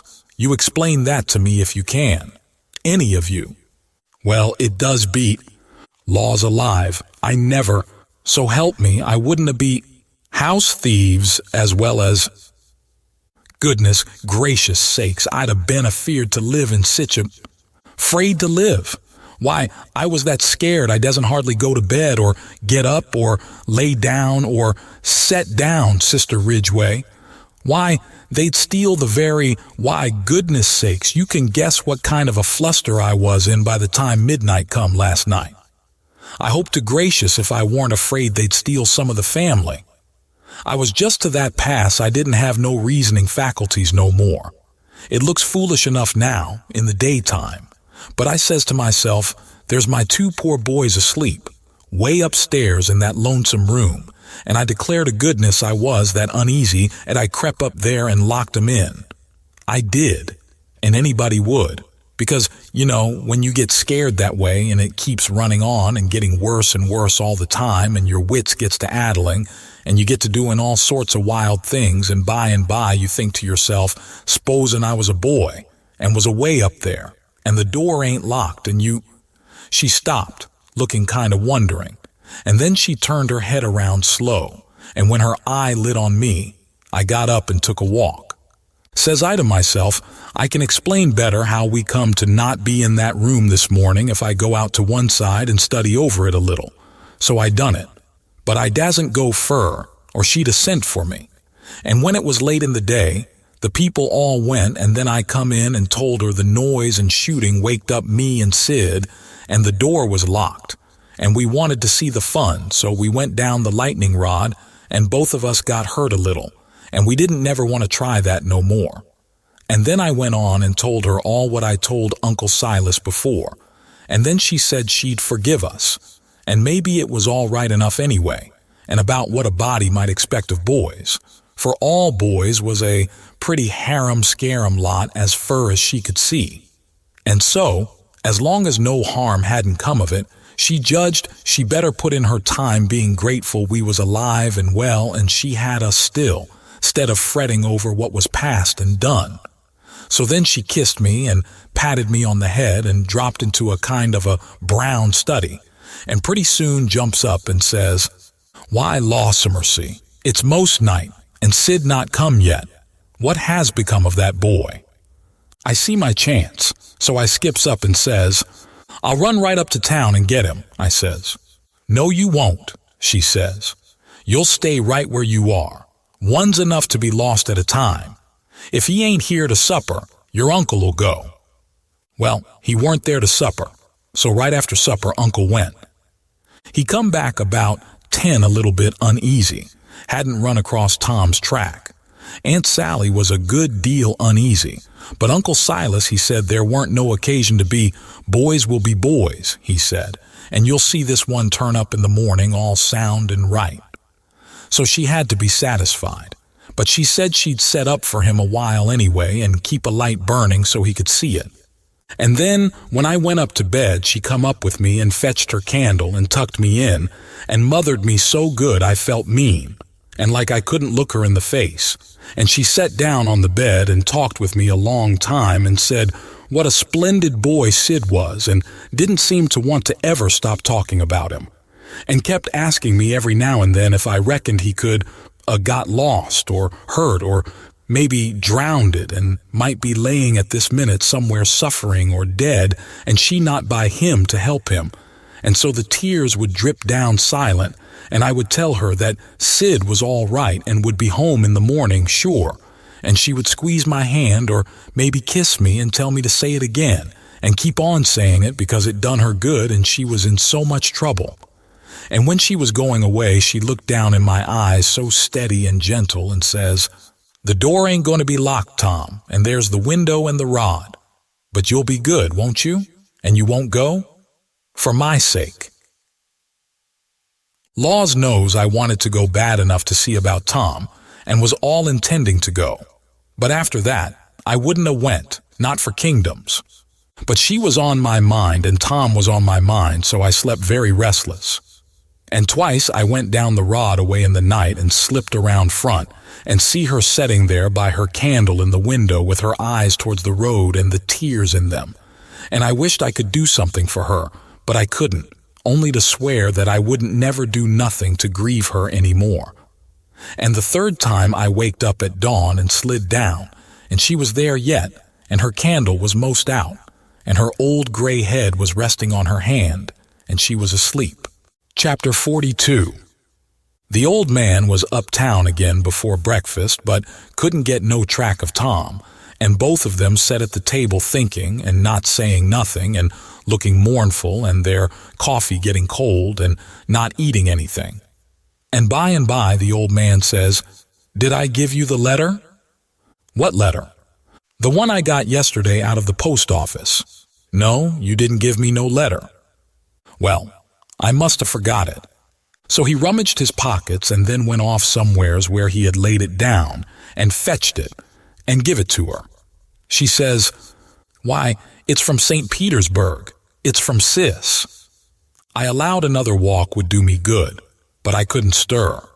But before she could break it open, she dropped it and run, for she see something, and so did I. It was Tom Sawyer on a mattress, and that old doctor, and Jim in her calico dress with his hands tied behind him, and a lot of people. I hid the letter behind the first thing that come handy and rushed. She flung herself at Tom, crying, and says, "Oh, he's dead! He's dead! I know he's dead!" And Tom, he turned his head a little and muttered something or other, which showed he warn't in his right mind. Then she flung up her hands and says, "He's alive, thank God, and that's enough." And she snatched a kiss of him and flew for the house to get the bed ready and scattering orders right and left at the niggers and everybody else, as fast as her tongue could go, every jump of the way. I followed the men to see what they was going to do with Jim, and the old doctor and Uncle Silas followed after Tom into the house. The men was very huffy, and some of them wanted to hang Jim for an example to all the other niggers around there so they wouldn't be trying to run away like Jim done, and making such a raft of trouble, and keeping a whole family scared most to death for days and nights. But the others said, "Don't do it. It wouldn't answer at all. He ain't our nigger, and his owner would turn up and make us pay for him, sure." So that cooled them down a little, because the people that's always the most anxious for to hang a nigger that hain't done just right is always the very ones that ain't the most anxious to pay for him when they've got their satisfaction out of him. They cussed Jim considerable, though, and give him a cuff or two side the head once in a while, but Jim never said nothing, and he never let on to know me, and they took him to the same cabin and put his own clothes on him, and chained him again, and not to no bed leg this time, but to a big staple drove into the bottom log, and chained his hands too, and both legs, and said he weren't to have nothing but bread and water to eat after this till his owner come, or he was sold at auction because he didn't come in a certain length of time, and filled up our hole and said, "A couple of farmers with guns must stand watch around about the cabin every night, and a bulldog tied to the door in the daytime." And about this time they was through with the job and was tapering off with a kind of general goodbye cussing. And then the old doctor comes and takes a look and says, "Don't be no rougher on him than you're obleeged to, because he ain't a bad nigger." When I got to where I found the boy, I see I couldn't cut the bullet out without some help, and he weren't in no condition for me to leave to go and get help. And he got a little worse and a little worse, and after a long time he went out of his head and wouldn't let me come anigh him any more, and said if I chalked his raft he'd kill me, and no end of wild foolishness like that, and I see I couldn't do anything at all with him. So I says, "I gotta have help somehow." And the minute I says it out, crawls this nigger from somewheres and says he'll help, and he done it too, and done it very well. Of course I judged he must be a runaway nigger, and there I was. And there I had to stick right straight along all the rest of the day and all night. It was a fix, I tell you. I had a couple of patients with the chills, and of course I'd have liked to run up to town and see them, but I dasn't, because the nigger might get away and then I'd be to blame, and yet never a skiff come close enough for me to hail.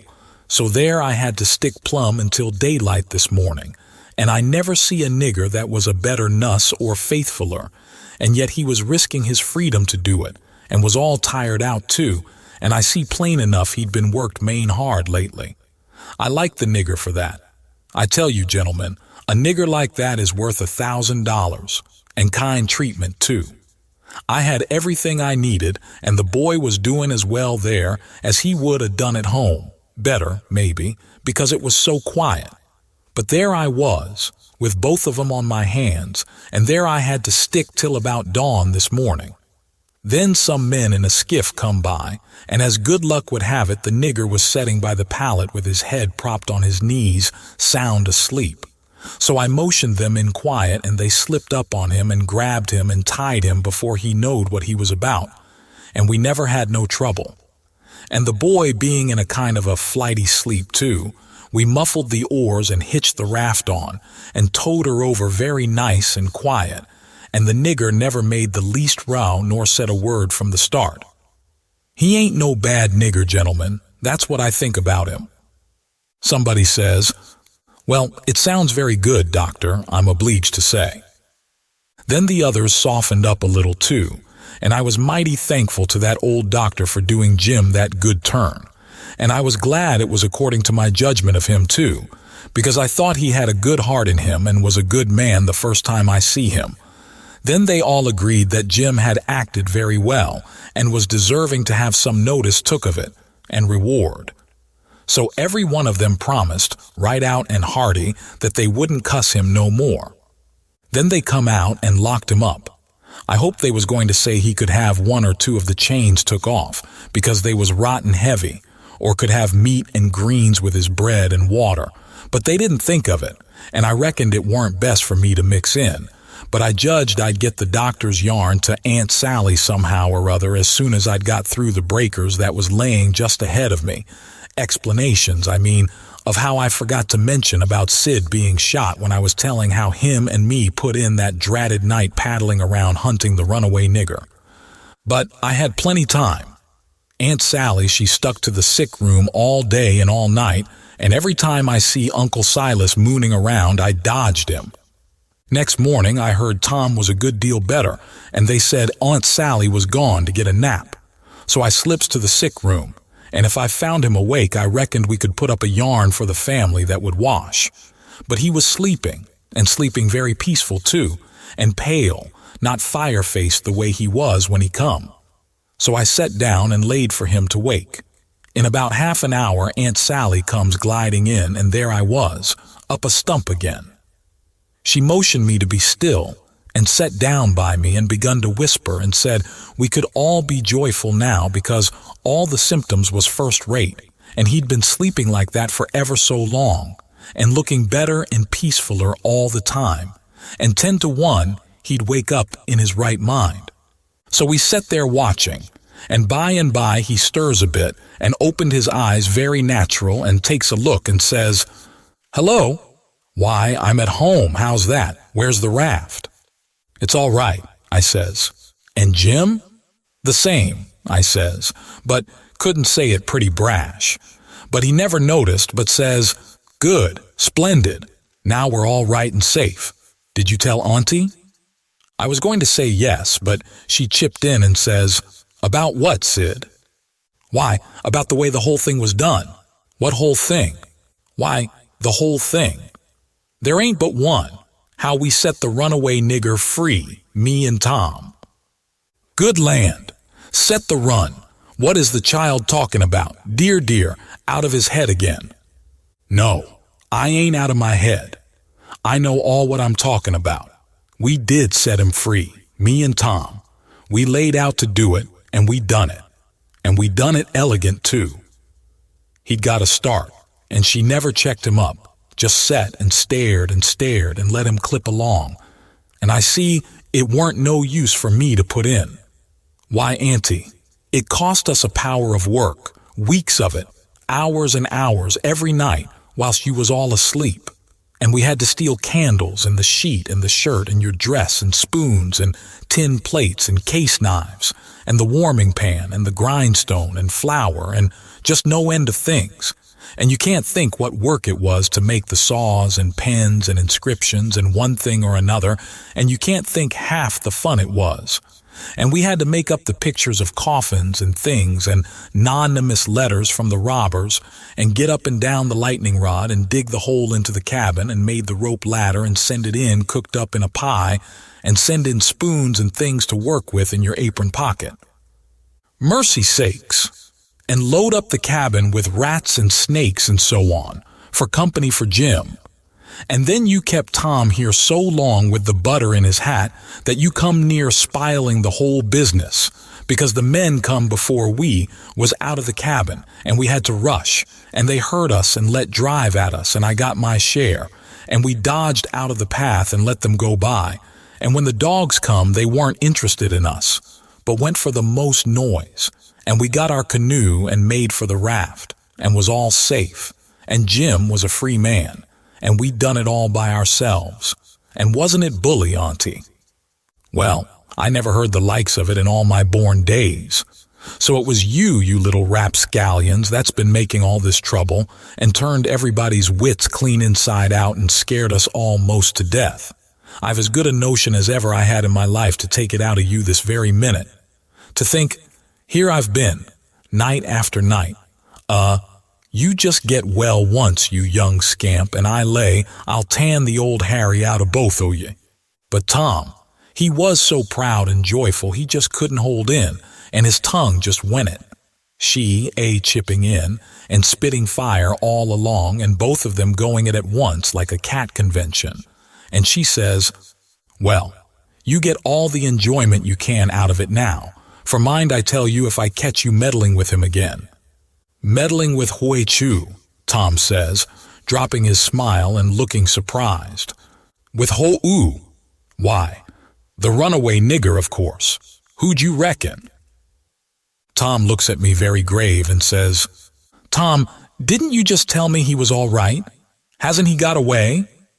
Him? Says Aunt Sally. The runaway nigger? 'Deed he hasn't. They've got him back, safe and sound, and he's in that cabin again, on bread and water and loaded down with chains till he's claimed or sold. Tom rose square up in bed with his eye hot and his nostrils opening and shutting like gills, and sings out to me, they hain't no right to shut him up. Shove. And don't you lose a minute. Turn him loose. He ain't no slave. He's as free as any creature that walks this earth. What does the child mean? I mean every word I say, Aunt Sally, and if somebody don't go, I'll go. I've knowed him all his life, and so has Tom there. Old Miss Watson died 2 months ago, and she was ashamed she ever was going to sell him down the river, and said so, and she set him free in her will. Then what on earth did you want to set him free for, seeing he was already free? Well, that is a question, I must say, and just like women. Why, I wanted the adventure of it, and I'd 'a waded neck-deep in blood to, goodness alive, Aunt Polly. If she weren't standing right there, just inside the door, looking as sweet and contented as an angel half full of pie, I wish I may never. Aunt Sally jumped for her and most hugged the head off of her and cried over her, and I found a good enough place for me under the bed, for it was getting pretty sultry for us, seemed to me. And I peeped out, and in a little while, Tom's Aunt Polly shook herself loose and stood there looking across at Tom over her spectacles, kind of grinding him into the earth, you know. And then she says, yes, you better turn your head away. I would if I was you, Tom. Oh, dearie me, says Aunt Sally. Is he changed so? Why, that ain't Tom. It's Sid. Tom's, why, where is Tom? He was here a minute ago. You mean where's Huck Finn? That's what you mean. I reckon I hain't raised such a scamp as my Tom all these years not to know him when I see him. That would be a pretty howdy-do. Come out from under that bed, Huck Finn. So I done it, but not feeling brash. Aunt Sally, she was one of the mixed-uppest looking persons I ever see, except one, and that was Uncle Silas, when he come in and they told it all to him. It kind of made him drunk, as you may say, and he didn't know nothing at all the rest of the day, and preached a prayer-meeting sermon that night that gave him a rattling reputation because the oldest man in the world couldn't understood it. So Tom's Aunt Polly, she told all about who I was and what, and I had to up and tell how I was in such a tight place that when Mrs. Phelps took me for Tom Sawyer, she chipped in and says, oh, go on and call me Aunt Sally. I'm used to it now, and 'tain't no need to change. That when Aunt Sally took me for Tom Sawyer, I had to stand it. There weren't no other way, and I knowed he wouldn't mind, because it would be nuts for him, being a mystery, and he'd make an adventure out of it, and be perfectly satisfied. And so it turned out, and he led on to be Sid, and made things as soft as he could for me. And his Aunt Polly, she said, Tom was right about old Miss Watson setting Jim free in her will. And so, sure enough, Tom Sawyer had gone and took all that trouble and bother to set a free nigger free. And I couldn't ever understand before, until that minute and that talk, how he could help a body set a nigger free with his bringing up. Well, Aunt Polly, she said that when Aunt Sally wrote to her that Tom and Sid had come all right and safe, she says to herself, Look at that now. I might have expected it, letting him go off that way without anybody to watch him.